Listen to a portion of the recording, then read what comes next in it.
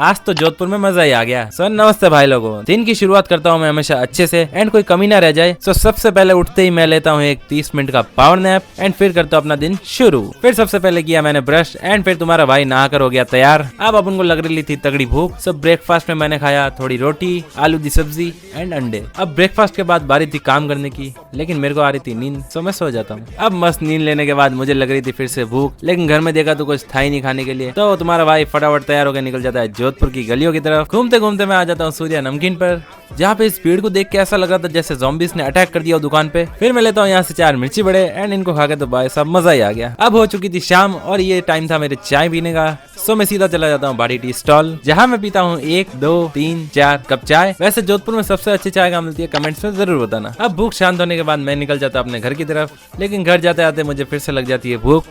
घर आने के बाद पीता हूँ मैं 1 कप चाय एंड मुझे आ रही थी बहुत तेज नींद, सो मैं सो जाता हूँ। अब मस्त नींद लेने के बाद मुझे करने पड़ते हैं थोड़े बहुत काम। फिर तुम्हारा भाई निकल जाता है बाहर साइकिलिंग के लिए मेहरानगढ़ किले की तरफ। साइकिलिंग करते करते अब मुझे लग रही थी बहुत तेज भूख, सो मैं फटाफट घर आ जाता हूँ एंड फिर डिनर में मैंने खाए बाजरी के सोगरे, हल्दी की सब्जी। अब मस्त खाना खाने के बाद मेरे को आ रही थी नींद, सो मैं फ्यूचर का टेंशन लेते लेते सो जाता हूँ।